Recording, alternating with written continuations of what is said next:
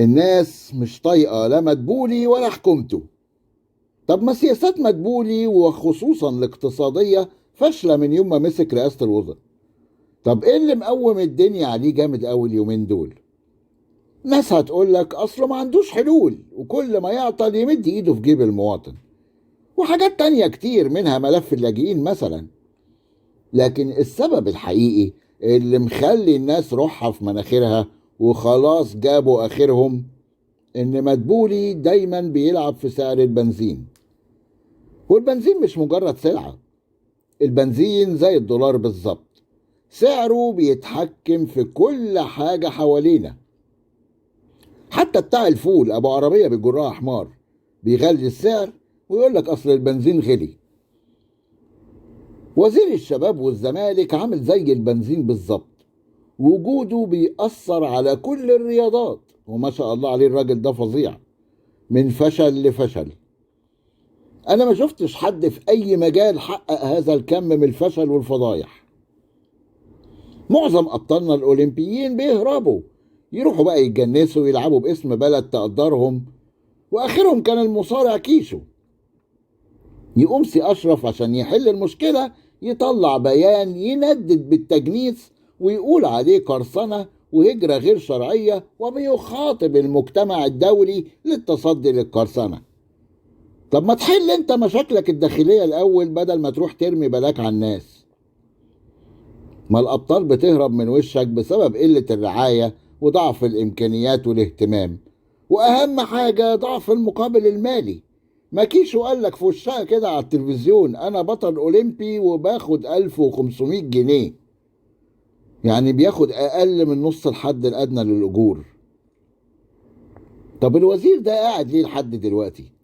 لانه ببساطه نسيب رئيس الوزراء وزملكاوي، وده على طول ياخدنا للفضيحه بتاعه تنس الطاوله اللي شفناها كلنا امبارح. لعيب ملوش 30 لازمه بيتطاول على بطل افريقيا وبيستفزه وكمان مرضيش يسلم عليه. طب ايه الجبروت ده يا عم؟ عادي، ما هو ابن رئيس الاتحاد وزملكاوي زي الوزير بالظبط. مش بس كده، الافندي رايح المنتخب واسطة برخصة.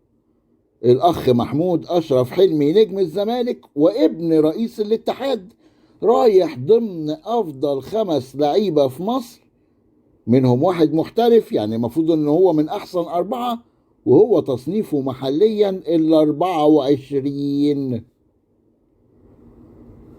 اقول ايه واعيد ايه؟ طيب هقول ايه يعني؟ ده اتحادهم وهم لقوه. المصيبة بقى ان اللي عامل الفضايح دي كلها لعيب عالة ما بيلعبش اصلا، رايح مجاملة كمالة عدد، يعني تترزق احتياطي واخرك تقعد جنب اللي قاعدين تسقف وتشجع. وفي الاخر بعد ده كله يطلع رئيس الاتحاد يقول لك هنحول بطل افريقيا 5 مرات في انجاز تاريخي، هنحوله للتحقيق مع لاعب نكرة، ويا مستني نتيجة التحقيق يا مستني النملة تنقذ غريق. هما محابيس الامارات ال3 كان حد عارف يعاقبهم؟ ما علينا. لما ابراهيم فايق بقى كلم عمر عصر يسأله عن الواقعة، نتفاجئ كلنا من كلامه ان المنتخب ما عندوش دكتور، واللعيبة مصابة بقالها اسبوع وبتتعالج مع طبيب عامل بطولة لجأان وكمان مفيش معد بدني. يقوم رئيس الاتحاد يرد ويقول ان اصلا الاتحاد ما عندوش دكتور ولا معد بدني، الكلام ده من زمان، وان هو لسه ماسك الاتحاد من ديسمبر، ما لحقش يا عيني يعمل حاجة، ده ما كملش سنة. كلنا عارفين موضوع الدكتور والمعد البدني ده محتاج دراسات وتأملات وخواطر قد تمتد لسنوات طويلة. طيب فين اللجنة الأولمبية من المهازل دي؟ أقول لك ما هو زي رئيس الوزراء ما جاب وزير الشباب، وزير الشباب جاب رئيس اللجنة الأولمبية ياسر إدريس الزملكاوي برضه، وجاب كمان كل رؤساء الاتحادات زملكاوية برضه. حد يشاور لي على مسؤول واحد في الرياضة أهلاوي؟ والأنكت من كده إن الوزير باللجنة الأولمبية بنفس رؤساء الاتحادات الفشلة دول اللي الوزير قال لنا ان الكل هيتحاسب بعد فضايح اولمبياد باريس.